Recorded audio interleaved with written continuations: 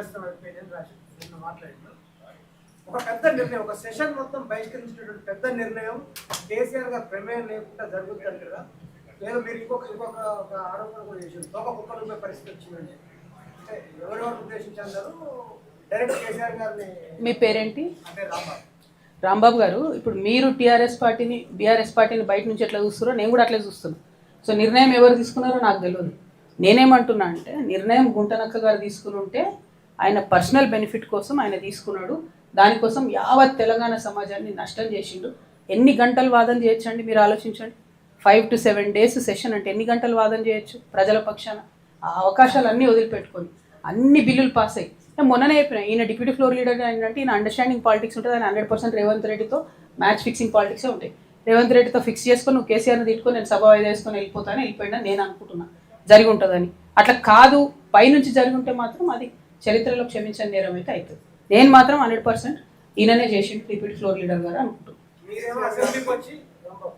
అసెంబ్లీకి వచ్చి కేసీఆర్ గారు సమాధానం కాంగ్రెస్ విపరీతమైనటువంటి దిగ్గదండగా కేసీఆర్ గారి మీద నడుస్తున్నారు.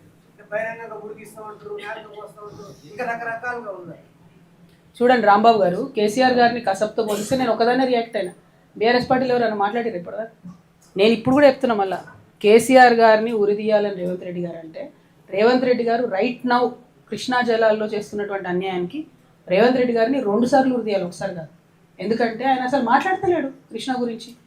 పక్కనే కాంగ్రెస్ గవర్నమెంట్ కదా కర్ణాటకలో.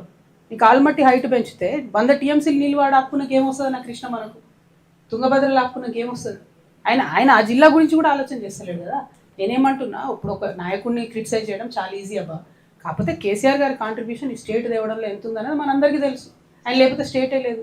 ఎంత మాట పడితే అంత మాట ఎందుకు అనాలి ఆయనను? అనకుండా టెక్నికల్గా ఎంతన్నా మాట్లాడుకుంటే బాగుంటుంది నేను కోరుకున్నాను. అంటే యాజ్ ఎ ఉమెన్ పాలిటిక్స్ డిగ్నిఫైడ్గా ఉండాలని కోరుకునే వ్యక్తిగా అట్లా మాట్లాడడం కరెక్ట్ కాదు. కేసీఆర్ గారిని కసబ్తో రేవంత్ రెడ్డి గారు పోల్చిందంటే మరి దేశద్రోహమే కదా 100%. నేను ఒకదాన్ని మాట్లాడాను. బీఆర్ఎస్ నుంచి ఎవరైనా మాట్లాడిరాను? మీకు ఏమైనా వచ్చిందా క్లారిటీ? ఎవరు మాట్లాడలేదు. ఎందుకంటే వాళ్ళలో ఎవరి ఎజెండాలు వాళ్ళకు ఉంటాయి. అందుకే నేను ఇలా బయట ఉన్నా, వాళ్ళు లోపల ఉన్నారు. అది పరిస్థితి.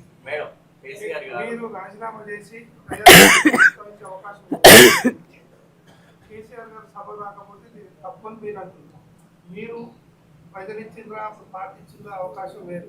మీరు ప్రజా సమస్యలు ప్రస్తావించేందుకు మదనలో ఉండొచ్చు కదా, అది కూడా మీరు ఉన్నత కాలం ప్రస్తావించుకున్నారు ఈ టైంలో అన్న. ఇప్పుడు నైతికత అని ఒకటి ఉంటుంది అన్న. బేసికలీ నైతిక విలువలని కొన్ని ఉంటాయి. అదేంటిది? ఒక పార్టీ నాకు ఒక పోస్ట్ ఇచ్చినప్పుడు, ఆ పార్టీ నన్ను వద్దని బయటికి పంపినప్పుడు నేను ఆ పోస్ట్కి పట్టుకొని వేలాడితే చూరుకు పట్టుకొని వేలాడే గబ్బిలంలా ఉంటుంది తప్పితే డిగ్నిటీ ఉండదు. మన తెలంగాణలోకి ఉన్నదే రోషం కదా. ఇప్పుడు నేను ఆ పదవి వదిలిపెట్టకుండా అందులోనే ఉంటే రేపటి నుంచి బీఆర్ఎస్ఏ నన్ను అంటది పదవి వదిలే నాకు అవసరం అన్న పదవి. పార్టీయే వద్దనుకున్నాక ప్రజలే ఇంపార్టెంట్ అలా కాదంటలేదు. సో నాకు చేతనైనంతలో నేనేం చేస్తున్నా, ఇలా సూర్యాపేటకు వచ్చినాను. మీకు గుర్తున్న కాడికి నాకు చెప్పండి అన్న.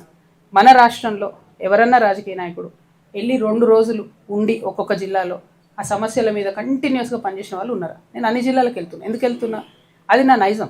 నేను జాగృతి పెట్టేటప్పుడు కూడా దాదాపు 1.5 కిలోమీటర్లు తెలంగాణ అంతా ప్రయాణం చేసి అనేక సమస్యల మీద అధ్యయనం చేసినాక నేను జాగృతి పెట్టిన. ఎప్పుడు 20 ఏళ్ళ కింద. ఇప్పుడు సేమ్ అదే చేస్తున్నా నేను. కాకపోతే పదవి అనేటటువంటిది పార్టీ పెట్టిన భిక్ష అయినప్పుడు దాన్ని వదిలేయాలి. అంత ఎథికల్ బ్యాక్గ్రౌండ్, కనీసం ఆ ఎథిక్స్ లేకపోతే పాలిటిక్స్లో ఉండలేమన్నా. రాజశేఖర రెడ్డి గారు కానీ, వకీ విక్రమార్క కానీ, తమిళని వీరభద్రం కానీ వాళ్ళు పాదయాత్ర చేసి జిల్లాలలో 3 నుంచి 6-7 తీసుకువేసి సమస్యలు తెలుసుకున్న పరిస్థితి ఉంది. మీరేమంటారంటే ర్యాలీగా వచ్చినప్పుడు 2 రోజులు వచ్చినట్టు వాళ్ళంతా కూడా ఉన్నారు. వాళ్ళని కూడా మనం స్మరించుకోవాల్సిన అవసరం ఉంది. 100%. నేనేమంటున్నా, ప్రజలలో ఉండే నాయకులను ఎప్పుడు తక్కువ అంచనా వేయడానికి లేదు. సమస్యలు ఎక్కడ పరిష్కారమైనాయి, ఎంత మేరకు పరిష్కారమైనాయి. ఇలా బట్టి విక్రమార్క గారు డిప్యూటీ సీఎంగా ఉన్నారన్న. అనేక సమస్యలు ఉన్నాయి, వారు పరిష్కరించవచ్చు. పరిష్కరించే స్టేజ్కి వచ్చినప్పుడు మర్చిపోవడం అన్నది కరెక్ట్గా. నేను దానికోసం మాట్లాడుతాను.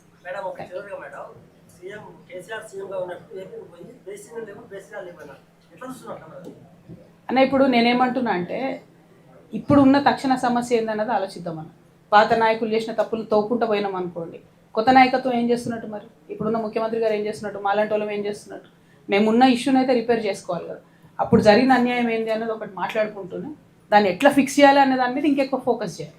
ఆ ప్రయత్నం నేను చేస్తున్నాను. వాళ్ళంతకు మించి అంటే ఆల్రెడీ వాళ్ళు మొత్తం కూడా పథకాలు చేశారు, అగ్రిమెంట్ అయ్యారు. అగ్రిమెంట్ అయిన తర్వాత ఇప్పుడు మమ్మల్ని ముద్దాయి చూపించడం ఎంతవరకు ధర్మం అని ఇలా రేవంత్ రెడ్డి గారు. మీకు ఇంకో పాయింట్ చెప్తా పట్టన్న. ఇప్పుడు ఉమ్మడి ఆంధ్రప్రదేశ్లో పాలమూరు రంగారెడ్డికి 70 టీఎంసీల నీళ్లు ఉన్నాయని జీవో ఉంది. అది కూడా నిన్న ఫ్లోర్ ఆఫ్ ది అసెంబ్లీలో సీఎం గారే చెప్పారు. ప్లస్ 70 ప్లస్ కొడంగల్ నారాయణపేట మక్తల్కి 7.5 టీఎంసీ, అంటే ఆల్మోస్ట్ 77.5 టీఎంసీ ఇప్పుడున్నటువంటి పాలమూరు రంగారెడ్డికి ఆల్రెడీ అలొకేటెడ్ అని జీవో ఉంది. ఇప్పుడు ముఖ్యమంత్రి ఏం చేసిండు, 45 టీఎంసీలకు సంతకం పెట్టవచ్చు ముఖ్యమంత్రి, ఇరిగేషన్ మంత్రి. మరి ఆల్రెడీ 75 టీఎంసీలకు 77.5 టీఎంసీలకు ఉన్నప్పుడు మీరు ఆ పేపర్ వాడుకోవచ్చు కదా. నిన్న ముఖ్యమంత్రి గారు ఏమంటారు, తెలంగాణ వచ్చిన 10 ఏళ్లలో చెరువులు ఎక్కువైనాయి, కుంటలు ఎక్కువైనాయి, మాకు లెక్కలు దొరుకుతలేవు, 30 ఏళ్ళ రికార్డులు దొరుకుతలేవు. 30 ఏళ్ళ రికార్డులు ఎందుకు, జీవోల చేతులు ఉన్నాయి కదా. ఉమ్మడి ఆంధ్రప్రదేశ్లో వాళ్ళు ఇచ్చిన జీవోల చేతులు ఉన్నాయి కదా. అదే జీవో పెట్టుకొని నాకు పాలమూరు రంగారెడ్డికి 77.5 టీఎంసీ కావాలని ఎందుకు కొట్లాడతలేరు, 45 టీఎంసీకి ఎందుకు సంతకం పెట్టుకొచ్చారు? అదే అన్యాయం కదా. నేను అనేది పోయిన సమస్యలు ఓకే, కేసీఆర్ ఏం చేసిరు, చంద్రబాబు ఏం చేసిరు, జగన్మోహన్ రెడ్డి ఏం చేసిరు పక్కన పెడదాం. ఇప్పుడు మీరేం చేస్తున్నారు? 77.5 టీఎంసీకి జీవోలు ఉండగా how did you sign for 45 TMC, you tell me. ఈయనేం తప్పులు చేస్తలేను కదా. నేను అదే అంటున్నాను, నిన్న బీఆర్ఎస్ హౌస్లో ఉండుంటే, ప్రతిపక్షం హౌస్లో ఉండుంటే ఇది కొట్లాడాలి. ఎందుకు మిస్ అయిన ఆపర్చునిటీ? రెండు పార్టీల మీద ఎంక్వైరీ చేస్తే బాగుంటుంది మేడం. రెండు పార్టీల ప్రతిపక్షం మీద నదిజాల మీద ఎంక్వైరీ చేస్తే బాగుంటుంది అనుకుంటారా? ఒక ఎంక్వైరీ కమిటీ అలా ఎవరు తప్పు చేసింది? ఎంక్వైరీ ఎవరు చేయాలన్నా? కేంద్ర ప్రభుత్వం చేయాలి. వాళ్ళకి మన మీద ఏమి ఇంట్రెస్ట్ ఉంది? లేదు కదా. ఇప్పుడు నేనేమంటున్నా, పాలిటిక్స్ అర్థం చేసుకోవాలి. బీజేపీకి తెలంగాణ పట్ల ఏం చిత్తశుద్ధి ఉంది చెప్పండి? లేదు. ఇప్పుడు ఇక్కడ ఉన్న వాళ్ళే వీళ్ళే సరిగా వేయకుండా వాళ్ళంటే ఎట్లా? చేతులున్న జీవో ఇడ్స్ పెట్టుకొని సంతకం పెట్టొచ్చు 45 టీఎంసీకి. ఇప్పుడు కేసీఆర్ని తిట్టడానికి సభ పెట్టుకుంటే ఎవరికి లాభం? ప్రజలకైతే లాభం లేదు. మాట్లాడుతురన్నా, నేనేమంటున్నా, మాట్లాడుతున్నారు. జీవోలు ఇస్తలేరు కదా, మాట్లాడుతురు అంతే. ఎగ్జాక్ట్లీ. బీసీ విషయంలో కూడా అంతే చేస్తున్నారు. మనందరం ధర్నా చేస్తే మనతో వచ్చి బీజేపీల కోసం ధర్నా చేస్తున్నారు. ఏం లాభం? ఇచ్చేటోడే ధర్నా చేస్తే ఏం లాభం? ఇచ్చేటోడు మాట్లాడితే ఏం లాభం? 42% ఇవ్వాల్సిందే బీజేపీ. వచ్చి మన పక్కన కూర్చొని ధర్నా చేస్తే మనం బీజేపీ వాళ్ళు మంచి వాళ్ళు మనతో ధర్నా చేసిరు అనుకుంటుంది. ఇవ్వాల్సినోడు మాట్లాడద్దు, ఇవ్వాల్సినోడు ఇవ్వాలి. మనలాంటి వాళ్ళు మాట్లాడాలి. ప్రతిపక్షంలో ఉన్నాం కాబట్టి, పదవులు లేవు కాబట్టి మనం మాట్లాడాలి ప్రజల పక్షం. బయటకు రాలే, నన్ను బయటకు పంపిరు. క్లారిటీ.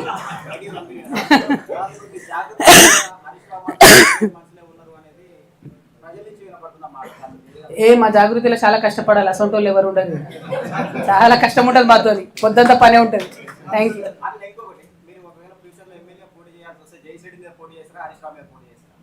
ఏడు నుంచి ఏమంటావు చెప్పు. ఏమవుతుందో తెలియదు. చాలా మార్పులు వస్తాయి. నెక్స్ట్ డిలిమిటేషన్ అవ్వచ్చు, మహిళా రిజర్వేషన్ రావచ్చు, కాన్స్టిట్యున్సీస్ పెరగవచ్చు, పెరగకపోవచ్చు, అన్నీ కూడా 50-50 ఛాన్స్ ఉంది. సో ఫ్యూచర్లో చూద్దాం. ఇప్పుడు ఎందుకు తొందర?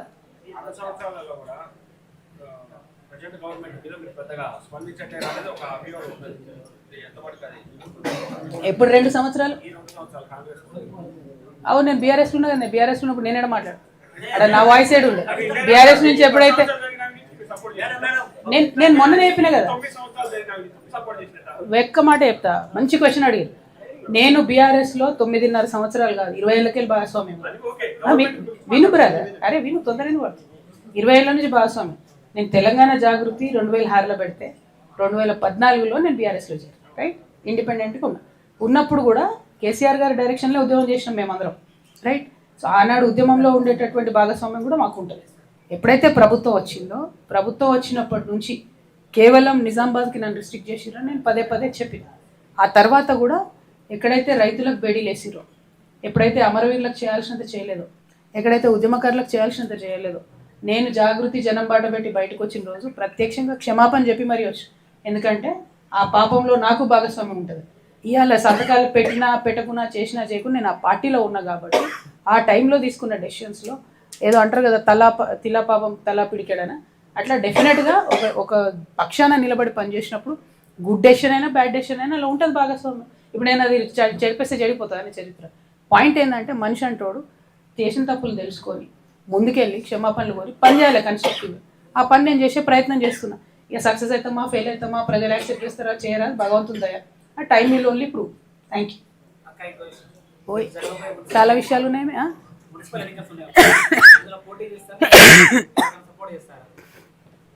చూద్దాం. మా వాళ్ళు అయితే చాలా మంది ఉత్సాహంగా ఉన్నారు.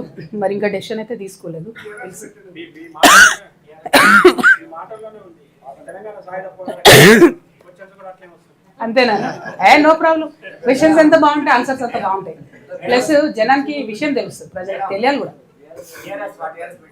రైతు నాగర్ ఏం పెట్టాలి? టిఆర్ఎస్ అని పెట్టాను అన్ని పేరు. రైతు నాగర్ సింబల్ పెట్టండి. మొదట రైతు నాగల్ సింబల్ పెట్టాలా? సూర్యాపేటలో మస్తు ఐడియాలు వస్తున్నాయి. Thank you. ప్రెస్ మిత్రులు అట్లే కూర్చోండి యథాతథంగా, నేను సపరేట్గా మాట్లాడతా. మిగతా వాళ్ళు బయటకు వెళ్ళాలి, జాగృతి కార్యకర్తలు. ఈ ప్రెస్ మీట్ ముగిస్తున్నాం. Thank you. జై తెలంగాణ. కార్యకర్తలు బయటకు వెళ్ళి